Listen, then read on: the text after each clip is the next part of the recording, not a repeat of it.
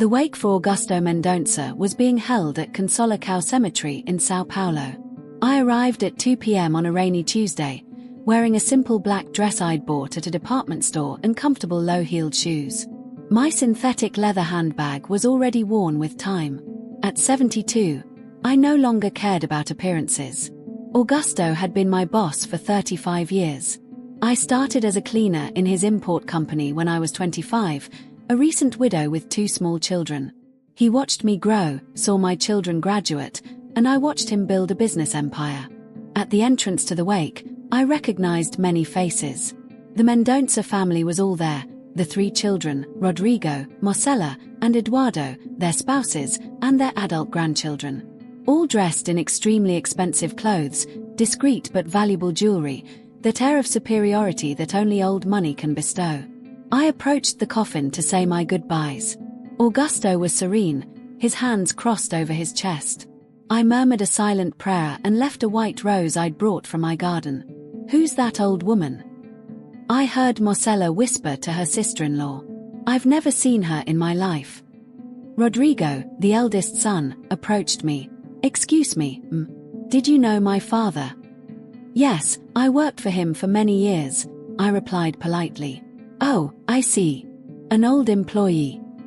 He paused, a calculated move. "Well, the wake is open to the public, but perhaps you'd be more comfortable at the back.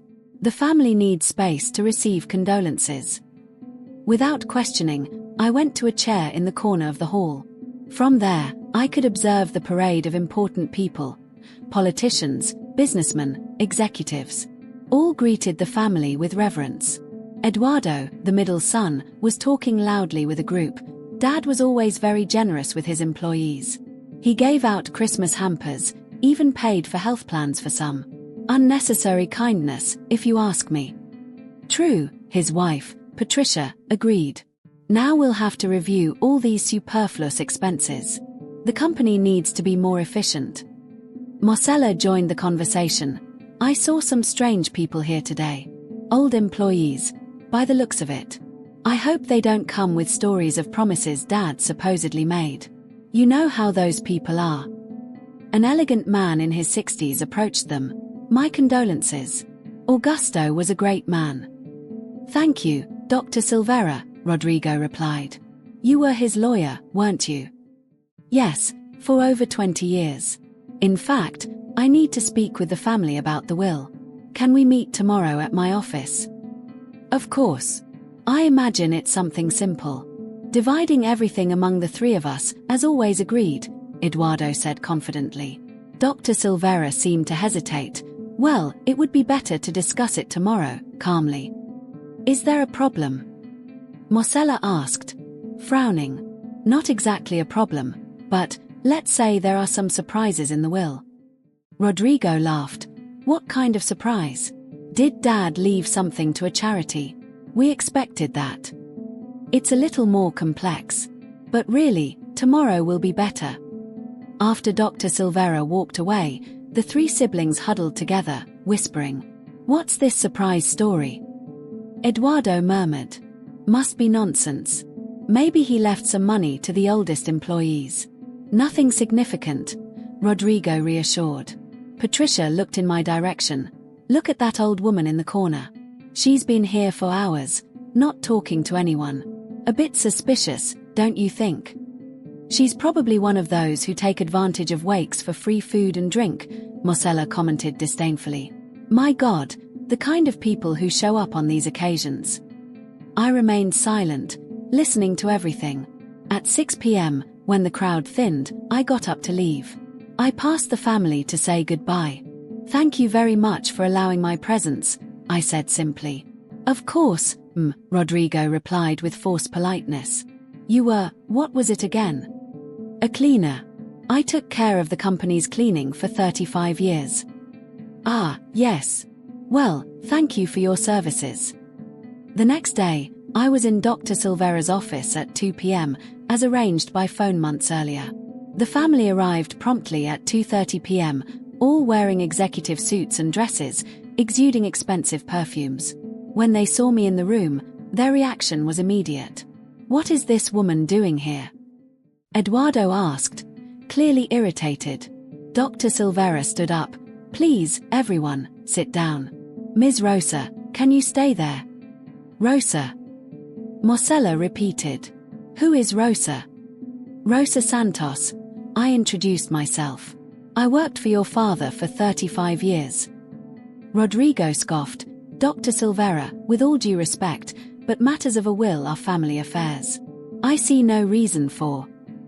In fact, there is a reason, the lawyer interrupted. Ms. Rosa is one of the beneficiaries of the will. The silence was deafening. Patricia was the first to react. What do you mean, beneficiary?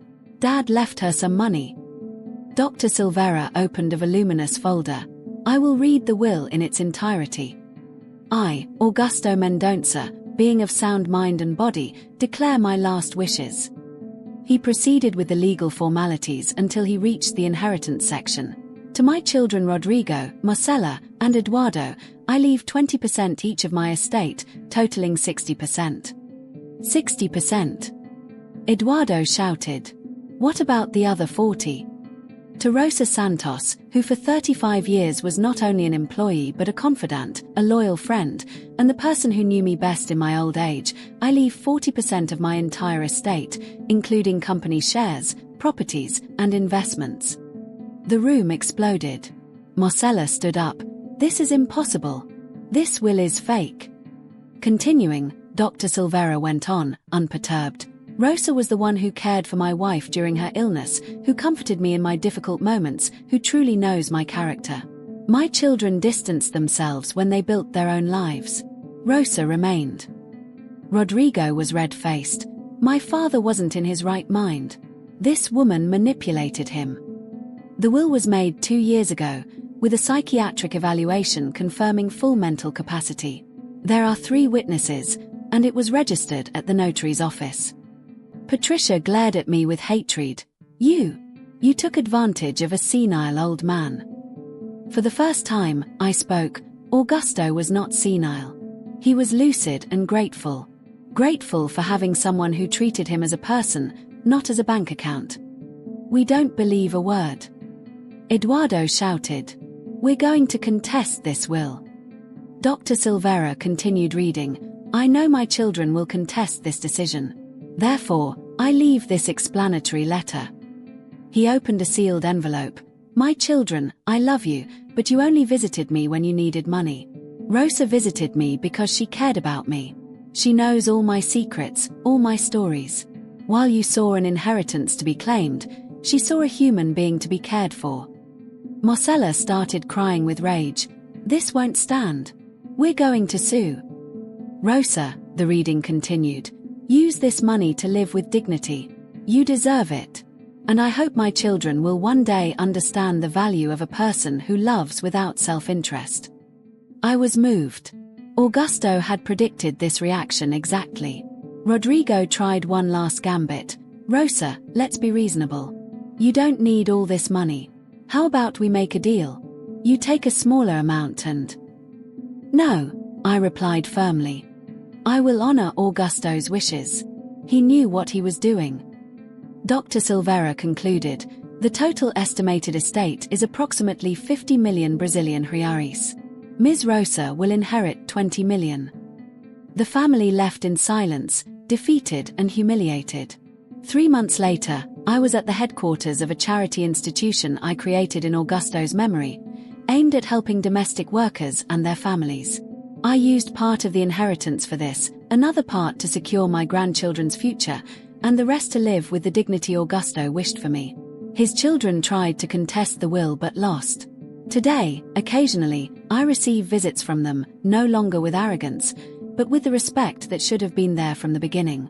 Augusto knew that money would reveal everyone's true character. And he was right.